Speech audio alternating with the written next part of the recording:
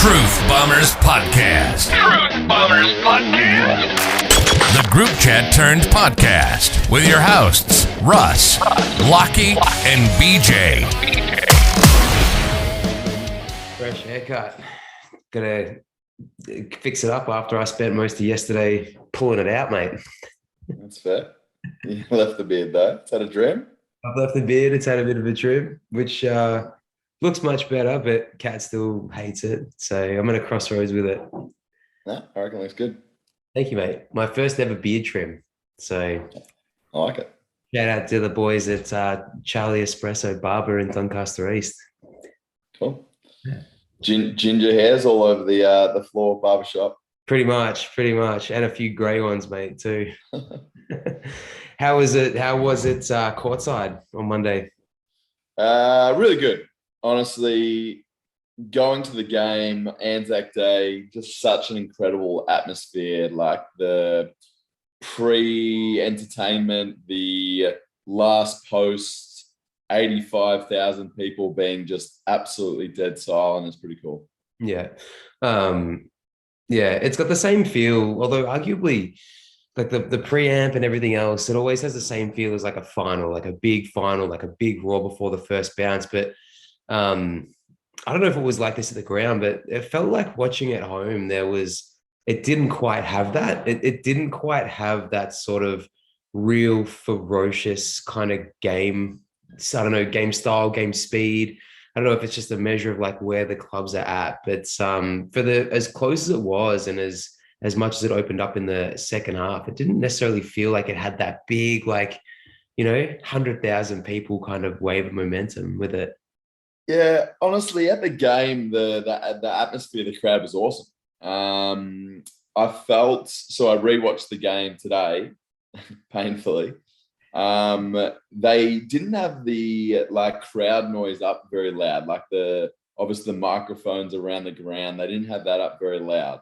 Okay. And I've watched games where there's been 5,000 to 10,000 where I'm not sure if it's the fake crowd noise or they just crank the microphones up and it's like, oh, it sounds like there's a big crowd and there's none. Yesterday, the crowd was very loud. Very loud. 85,000 people at the ground, and I haven't seen any new subscribers to the YouTube channel, mate. So, well, we lost. So, I'm not sure how many supporters really want to jump on and listen to us bag out our team. Those are the best episodes in terms of ratings. So, maybe plenty of them. How was the train ride home? Pretty quiet, pretty somber. There's a few Pies fans on the train, so yeah, not too good. Old mate messaged me to tell me he's ready to go, so I'm not sure where he is, but let's get into it because I've had some pain meds and I've probably only got like an hour left in me before I'll be pretty out of it. So I guess episode 18, and I guess talking about the Anzac Day clash and man, we could start with 3 words, but probably flat as is really kind of the best way to describe it. I think we'll get into the good and the bad, but like I said, my first kind of thoughts were usually a game that I tend to feel has a lot of feeling and a lot riding on it. I definitely felt not so much like that, but good to hear that I guess ground side it was a little bit different and annoying. Like we did all the things that I kind of set out last week that I wanted to see in terms of stats and effort.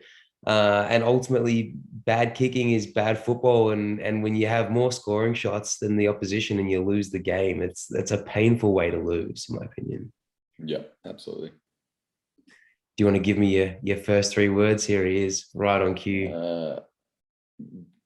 We'll wait for him. Quick, get him. Let's introduce Russ. Here he is. What's up, man? How are you? Yeah, not too bad. You're flat. Yeah, still. Had a text message from old Russ about 2:00 this afternoon, just being like, still flat. Can't believe it. Yeah. I was just sitting in the office. And I was just like, not a good day. No. Lockie, your first thoughts, mate. Well, my 3 words are 1 and 5. Yeah. Which sums up our season. Have been very poor in a couple of games. we were competitive against the Pies, and honestly, there was patches in the second half where I just felt like if we got one more goal, we would have ran over the top of them. But we always conceded a very easy and quick goal straight away. Like early in the third, we dominated, a kicked a goal, and then they got one straight away.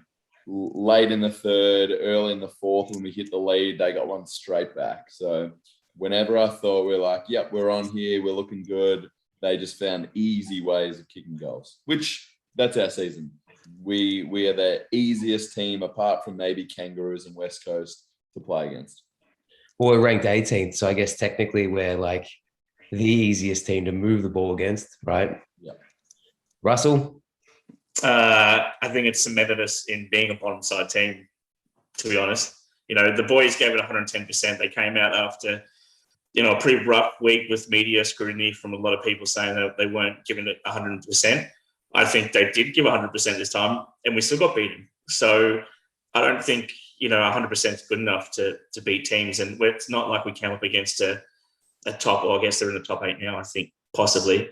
But, you know, when coming up against a team that's sort of in a rebuild as well, sort of what we thought would be below us at a similar state. I just don't think we're good enough.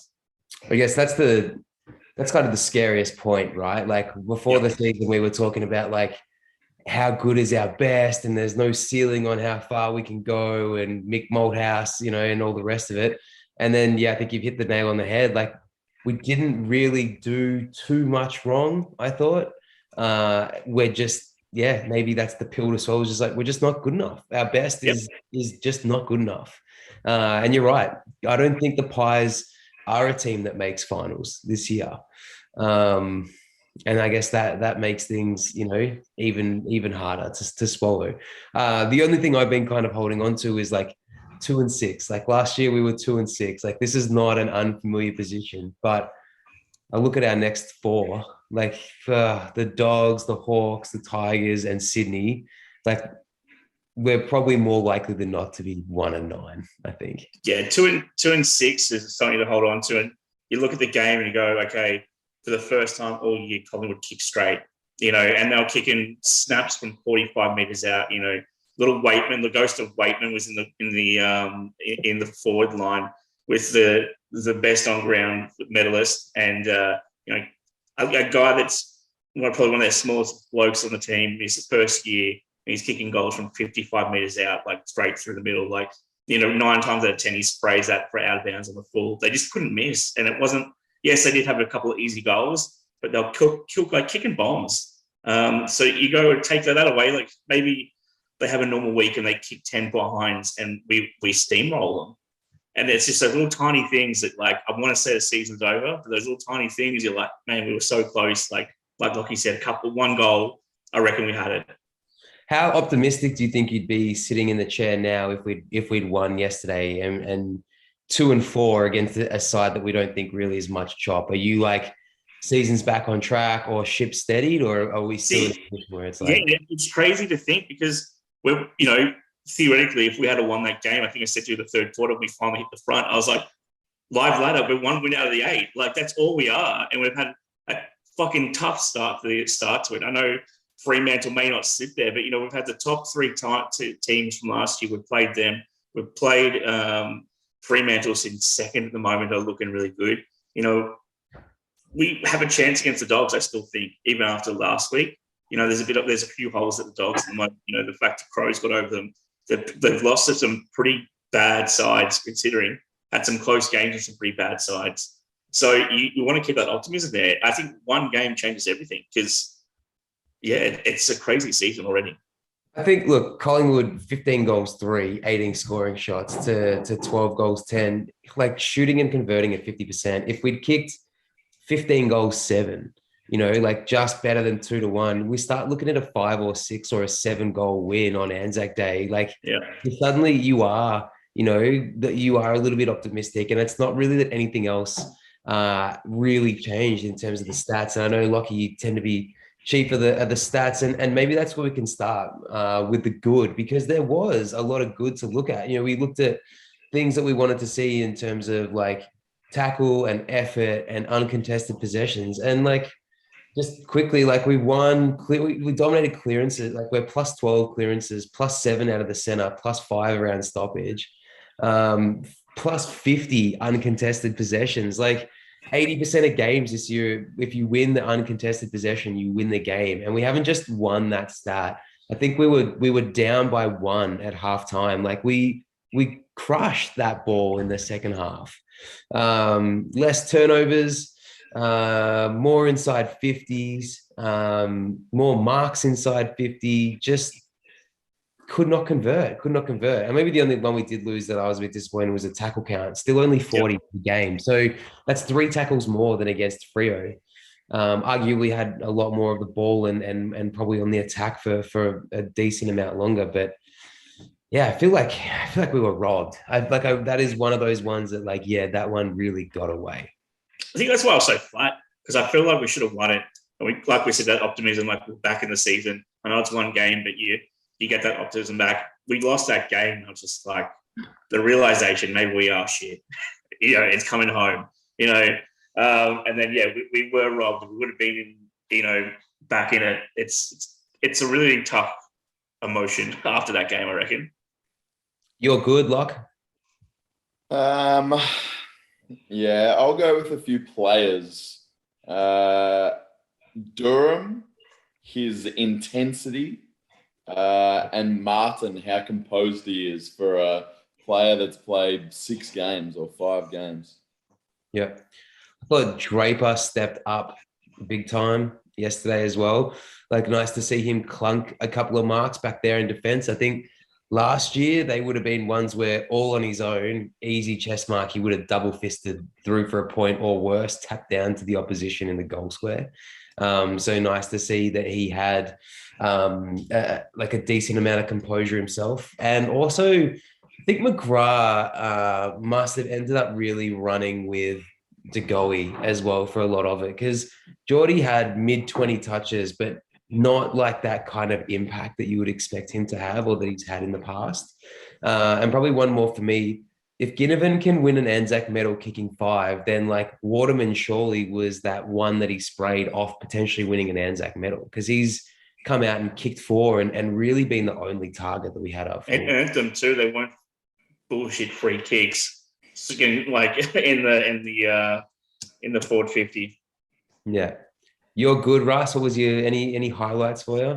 I think going back to Waters, I'm happy to see him get some more consistency. I sort of had him in my starting 22 at the start of the season, so it's good to see that. I think that cements his spot at least for another week. We were sort of discussing if he was going to play this week or not. So to see those goals, he should have got 5. Guelph, I'm just so happy to see him just continue this intensity. We spoke about the start of the year, was that fringe player, and we keep seeing him grow and grow. And every single week, it looks like he's playing for his spot. And it's not even the things on the stat sheet. He gets those 5 tackles, but he gets the smothers that they don't count. He gets that, that little run down and puts the pressure on the player that's kicking out of the 50. Maybe gets a hand on the shoulder just to disrupt the kick a little bit. And it's the 2nd, 3rd, and 5th efforts he has. He just plays his guts out there. Yeah, I honestly reckon Guelphy would have to be leading the league in smothers. Would have to be. Well, he only got 3 on the weekend, which I was surprised about. Yeah, but 3 in a game is heaps. Like, that's a huge amount. It's 3 in a game, and he's having 3 a game. Oh, he's been up around 5 for the first couple of games. So yeah, he might be. We had to talk about Paris as well. Pretty good effort to get those kind of disposals up there. You really did see it in that last quarter when he came off about 10 minutes that. He wasn't in the center and we lost 4 clearances in a row. A couple went to goals. The second he got back on that first clearance, bang, he's balls in the hand. It's in our 50. He rocked up to Victoria Park for scans today on that ankle wearing a moon boot. And I was just like, well, if it wasn't done already, it's done now. But he's just been cleared of syndesmosis. So just got a sore ankle, poor old Das. Another interesting good for you too, and I guess this comes up with rucking with no flip. Peter Wright actually leading the way in terms of total distance covered across the park yesterday. He's run 15.7 Ks for a bloke that's supposed to be playing key forward. So decent effort there. The bad, Lockie? I've got a few. Do you want me just to pick the worst bad or just let's quickly go reel through through? them. Let's go through them. All right. Give us a bit of time to respond. All right. Cox and Baldwin, back to the twos, please. I don't know. I think we need to give Baldwin a couple of games. I don't want to take him straight out again. Give him a couple of games. We saw what happened with Jones. His first game. Yeah, he showed a bit more promise. Jones, obviously, his first game, but I don't like his yo-yoing guys out of the side like that. I reckon give him a couple more games of Baldwin. Cox, I agree with him. I think he needs a spell in the twos though. Yeah, I think Cox is injured in some way, shape, or form. Baldwin, no, I agree. I think it just goes to show that kicking 5 in VFL does not guarantee anything in the big leagues. And he was basically like zero effect on the game at all. One behind. Here's the thing: when we're talking about team selection, it was sort of like, okay, will it be Waterman or will it be Baldwin? And we sort of agreed, Waterman's sort of proven himself over a few weeks. We'd rather him stay in. I thought it was a weird selection that they were both in the 50. Yeah, we thought Bryan was going to come in. Yeah, we thought Nick Bryan was going to come in. Yeah. So here's maybe my badder of the two. Bad. Slow ball movement, hand passing backwards or to a stationary target. Now, I just want to run through some stats. Benny, you'll like these ones. Out of our midfielders, Parrish had 13 kicks, 31 hand passes. Merritt, he had 16 kicks, 20 hand pass. McGrath, 15 kicks, 16 hand pass. Dylan Shield, 10 kicks, 16 hand pass. They are like 2-to-1, 3-to-1 handball to kick ratio. Like, no one teaches that game style. How much of that, though, is like winning the ball inside clearance and giving the dish out? But they're dishing to a player that's 1 meter away from them.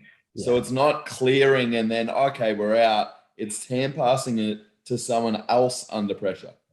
Look, Darcy Parish had 30 odd at halftime. Like, it was the definition of why, like, you just racking up disposals doesn't mean that you've had a massive influence on the game. And you're right, like with 21 hand passes that are only moving a meter or so and not really improving position, you've racked up a lot of fantasy points and you've racked up a lot of stats, but you haven't really done anything. I mean, if he'd had 44 touches, kicked 2 goals and 650 meters, then like he's taking home his second medal in 2 years, like without a doubt.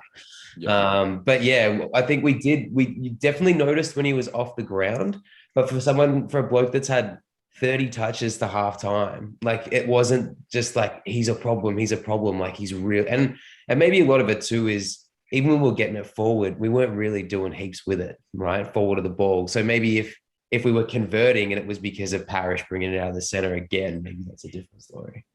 Well, right. He only had 3 inside 50s out of 44 disposals. And how many clearances did he have? Like 12 or something, I think, from memory? Yeah, so he cleared the ball and that was amazing. I thought he had a good game, but for the amount of disposals he had, he was not very damaging. Whoopsie.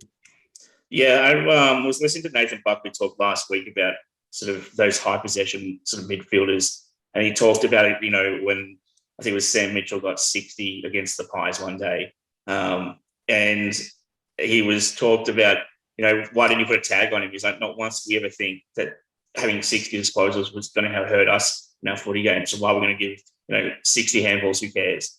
Yeah. So there definitely is a case to be said that just the more touches you have doesn't mean it's going to be impactful. I honestly think he gives us something in that center, getting hands on the ball first. To those high handballs, though, like you talked about, Lockie, or something that me and Ben were talking about during the game, where the guys they're kicking to, guys that are in space, but they pop these balls up and they pop these handballs up.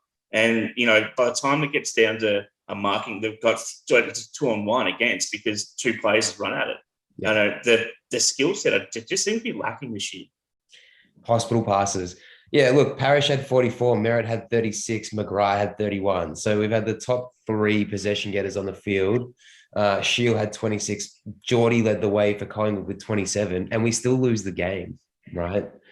So have you got a baddest bad there, Locke? Well, that was probably my baddest bad. And I've got a few uglies, so let's move on. Well, Russ, got any other bad? Can we talk about that possession? I can't remember who took it.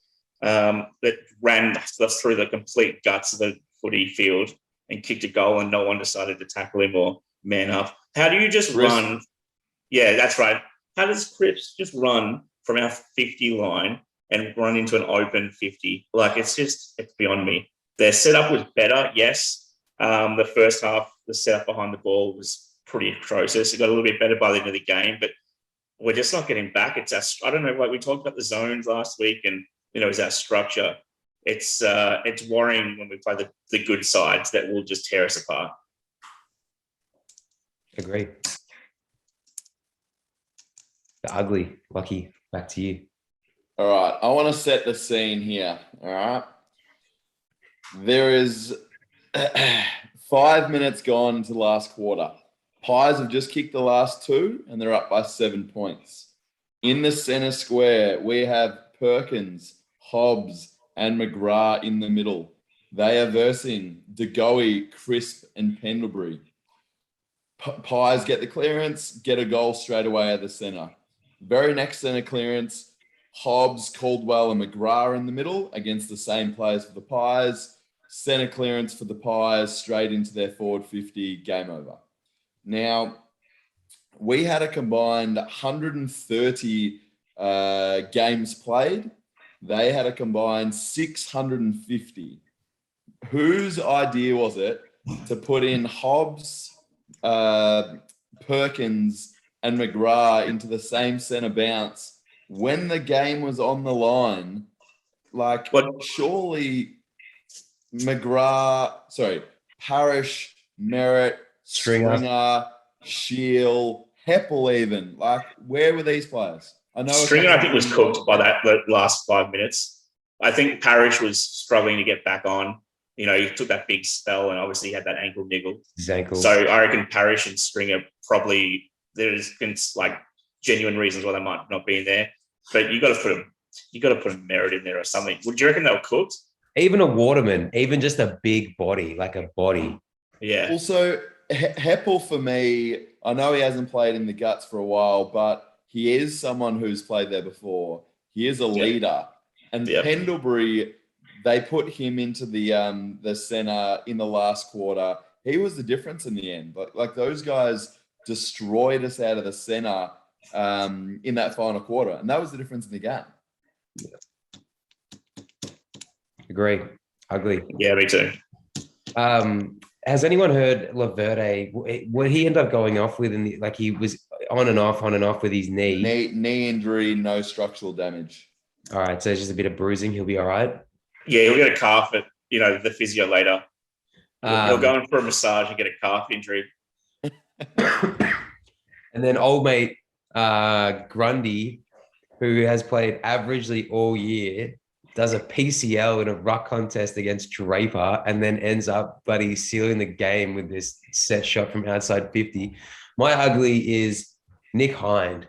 Like, we were all over him last year, but he has taken a massive step back. And I think I said on this podcast last week, he was my pick to give away the first 50-meter penalty, and he did exactly that. And it was a set shot goal. It was just that one with Grundy, just faked him out to go left and just stepped off the mark. Granted, I thought it was going to be descent, but it's just not thinking. Like, what the rule is. Like, if you want to man up that play, don't be on the mark. And we're seeing that from Collingwood, and we're seeing that from the Bulldogs and a few other teams who are just saying, we're not going to risk stepping. So what we're going to do is just not man the mark. And there's been a little bit of criticism in terms of like what that allows the kicker to do. But the kickers are going back so far now and running so wide of the mark anyway that the man on the mark has basically become an irrelevant, part of the play. So unless it's a set shot, What's the point of having someone on the mark? When was the last time you saw someone actually smother on the mark? I think it did. I think it happened. I think we had one, but again, it was a set shot, right? Yeah. So yeah, love it. Lock, Russ, got any uglies? Any other uglies? Just no, I think we won most of the uglies for me. It was yeah. I don't know. I'm still broken. Yeah, I think the last one probably again, just to harp on the goal kicking. We got to be converting it better than 50%. Absolutely. 22 scoring shots to. You know what it was also? It was the fact that, we've got that, half of the clangers weren't even recorded. We had three set shots go short. We had 2 go out into the full. So there's another 5 set shots that we didn't convert. I can't remember the stat off the top of my head, but I remember seeing, I think we had almost 3 times more inside 50 marks than Collingwood by the end of the game. And that's a shocking stat to have that many more marks inside 50 and still lose. That was, I think we were commenting for anyone that watched the live stream.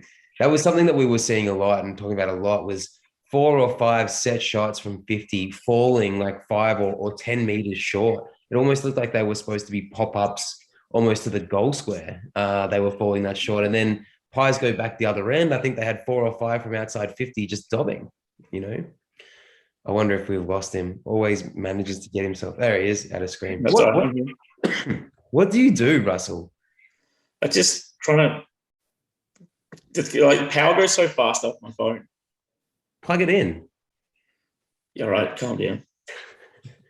I've got a few more uglies if you want to hear. Yeah, let's do it. We are, and I know we've mentioned this, we are terrible at defending ball movement.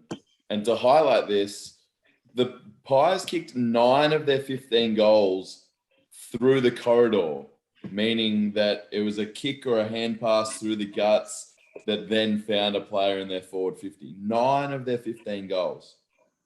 Yeah.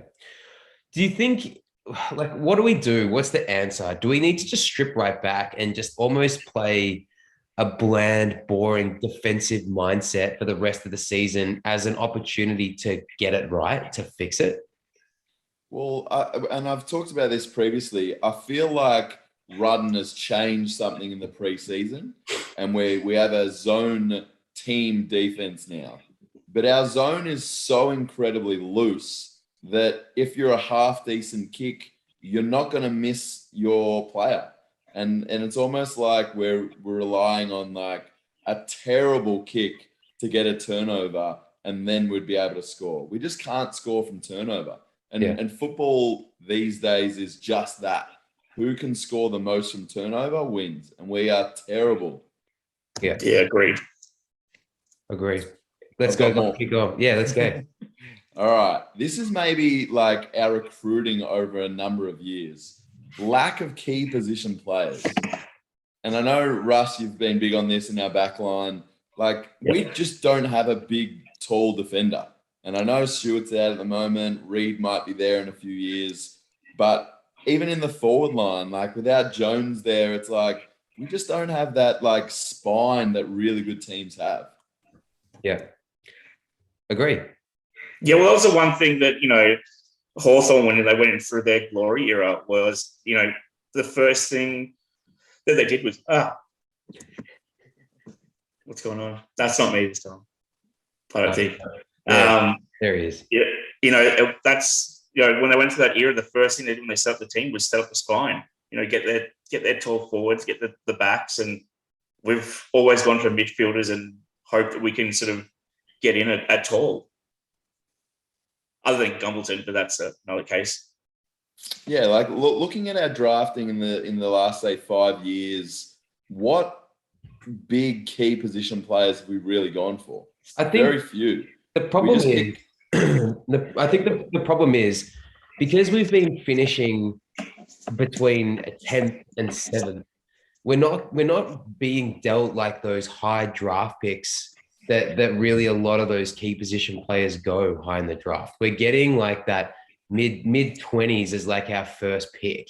And so I think that when you're getting those kind of, picks, there's not a ton of high quality. You're not getting a King brother at pick 28, right? And you look at Parrish's McGrath's year. There was nothing like that going. Like McCluggage is not really, was probably the closest thing to that was in the top 20 or top 30. And I wouldn't really call him a key target either. I think if you put 15 kilos on Cox, could he potentially be a key position player? A spine key position player? Could he be a centre half forward? I don't know. I don't know. I don't think he's a spine.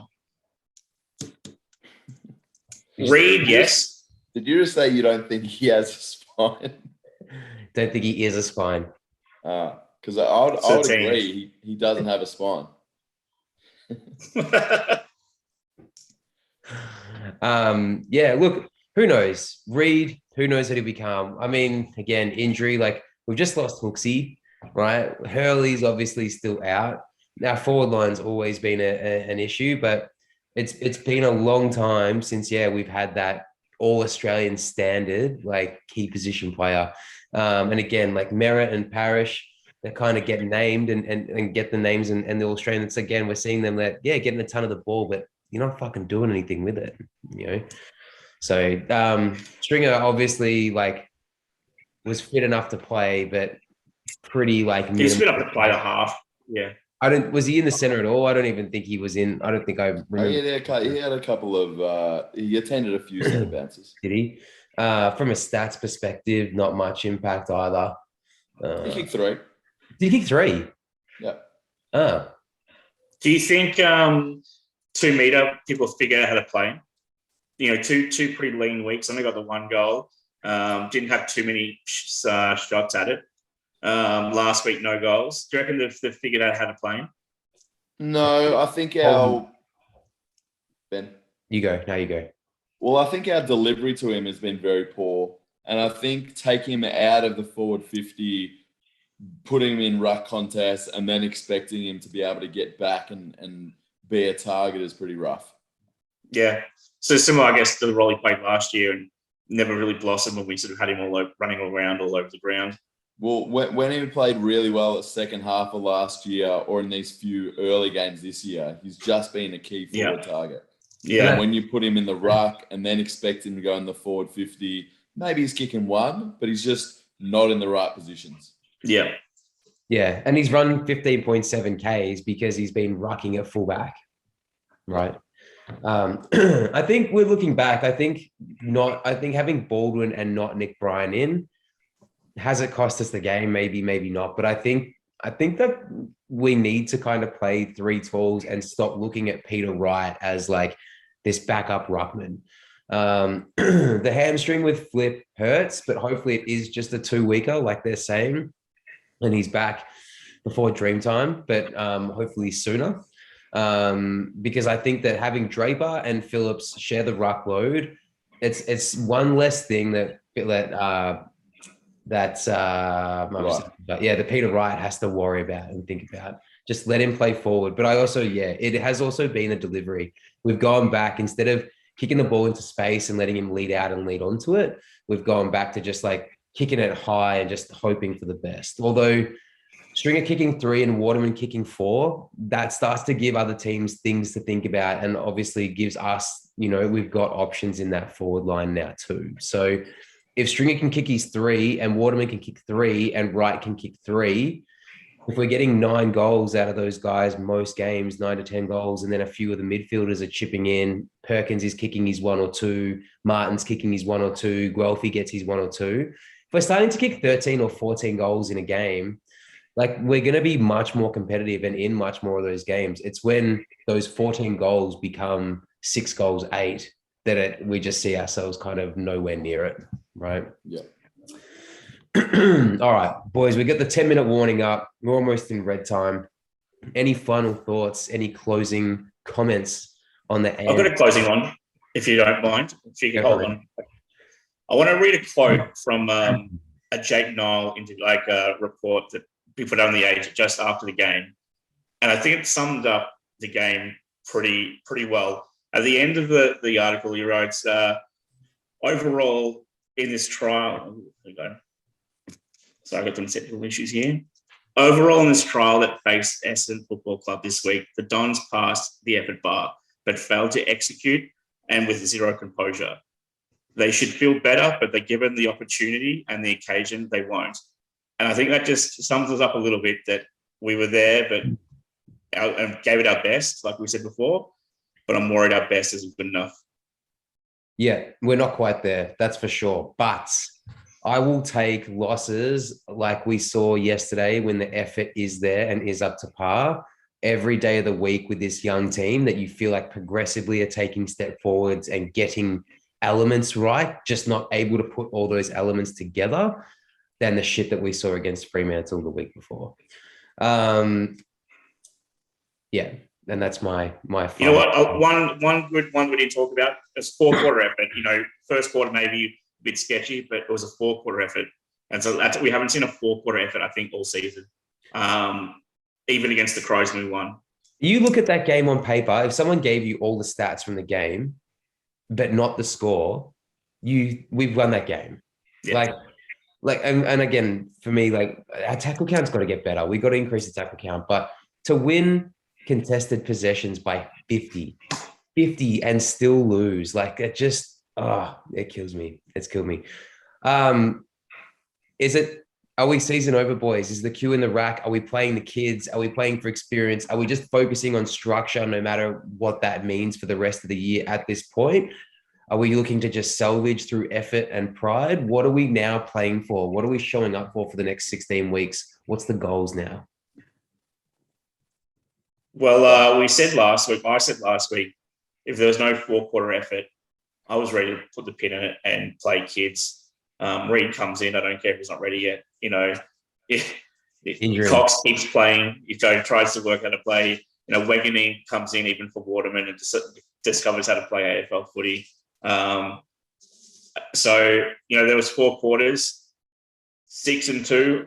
This is what happens, Benno. You get this little hint of like optimism. And if we go 6 and 2, I reckon I'm okay.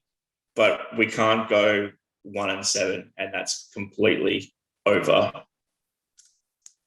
I think looking forward, the Dogs are going to be a more likely win than the Hawks, given the way that they've been playing as well the last couple of weeks. One of them, yeah. The Swans are looking good. Tigers, who knows? But if we don't get the one against the Dogs, then all of a sudden, yeah, we're 1 and 8 at that point, going into Dreamtime. 1 and 7. Oh, sorry. Yeah, 1 and 8 in this next 3. Yeah. Lock. Look, I'm going to reserve my judgment on the season until I see Jones come back in, Tipper come back in, Reed get another crack at it. Like, with just a few more players, Snelling, Langford, these sort of types. Like, we miss those guys we don't talk about. Yeah, I know that's maybe like everyone not being injured, but I feel there's certain players for us that mean so much more than others, even if they're not elite players. Yeah. Snelling's a perfect example. Langford's a good example. Tipper, like, I feel like these players in outside completely change. And also 2 other blokes that you could have thrown through the center there in that like last quarter, right? Yeah. Yeah. All right. Moving on. The VFL ladies team keeps on chugging on, showing us how it's done. How much do you reckon they won by this week, Russ? 72. 73. Oh, what a guess. They've beaten Collingwood 94-21. So they are still unbeaten, just with that one blemishy draw as they continue on their merry way. Their percentage is over 400 and they've got the best percentage in the comp. That's pretty cool. Yeah, crushing it. And look, if we continue like we're continuing and we don't see much improvement for the rest of the year, it might be exclusively a VFL women's podcast. It'd be an AFLW podcast next year, boys. Well, this year, it's August. That's right. They start early, don't they? All right. Locks. Let's do it. Finish off. let me just bring up that team sheet because there's a few blokes that I want to specifically talk to you about. Cox, we've mentioned. What do you think the play is? They're going to keep him in, or has he had his last chance now? Cox is out. Cox is out? Yeah. All right. Let's start down here. Baldwin? He's out. Hobbs? He's out. Hobbs is out? Yeah. Waterman? This definitely stays in. Stays in. Zerk Thatcher? Stays in. Nick Hind? Out. And that's pretty much all I've got, I reckon. We don't have any players left. So these are the players I just wanted to sort of mention. Reed has played a number of games at VFL now. Jones was managed, I feel like, just for his body. Tip and Woody's played 4 games in the VFL now. I'd love to see those players come back in. Speaking of Reed Hobbs, played really well on the season in the VFL. Apparently tore it up. I didn't see it. I didn't either. Speaking of Hobbs, it was nice to see Perko back to his usual firing standards this week. Made me feel much better about life. Kicked his 2 goals straight, 16 touches. Good job, Perko. Yeah. And speaking of Hobbs, I feel like he had a good debut. He had a few moments that I think he would like to have again on Anzac Day, just where he fumbled the ball a little bit, wasn't quite as clean. So I don't think dropping him is the worst case. Like be all end all for him. It's like, okay, you got an experience, you got a few games. Let's bring in a little bit more experience if these players are ready. Like I'm talking about Tipper and Jones and Reed. Yeah, and maybe if Laverde's out injured, it'd be a great opportunity for Reed to come in. That backline just goes from bad to worse in terms of experience in games played with Laverde out for right with no Stewart. Very true, but our entire team's sort of like that. Yeah. Jai Caldwell, and the clock is ticking on this kid to set the world on fire like we've been promised, I feel. He's been another one of those blokes that's like there and thereabouts, but not really impacting. He's only played 19 games in his AFL career. It's not like he's, TikTok. I think we put a lot of pressure on him because we brought him over. He had that top 10 sort of stigma about him, and the GWS rated him so high, and we just snagged him away. But he's 19 games into his AFL career. I think we overestimate how much impact he was going to have for us early. Sam Durham's only 11 games into his career. Sam Durham's more of a that fringe with, great effort and, nous and just giving it 110%. He's never going to be a Caldwell. I think he's better than I see what you mean, though, but I don't think we can compare effort for the two and think we're not saying that Joe Caldwell doesn't have, enough effort at the ball. We're looking to be like that classy A-grade midfielder. I was amazed when I looked at how many games Caldwell has played, and it was less than Perkins. So it's not like he's had a really good long run at it, a few seasons in the system. Absolutely. Clock's ticking. All right, boys. No excuse. Less than a minute to go, so we'll leave it there. Thank you both for sitting down. I appreciate it. We'll get this up ASAP, and then we'll have a chat on Thursday, and we'll preview the game in a little bit more detail against the Dogs. Are you guys around? Do you want to try and have another crack at the studio on Thursdays, or do you want to do online? I'll do it online. I'll be late back from work. All right, and we might try and do a Sunday recording this week then for the recap. I won't be there next Monday because I have a work function too. Jeez, weekend beers, mate. The game's on the Sunday, isn't it? It's on Sunday, yeah. You're not going to be here for the game? No, on Monday. Oh, okay. Well, then we'll do the recording Sunday. That's why I'm agreeing with you, mate.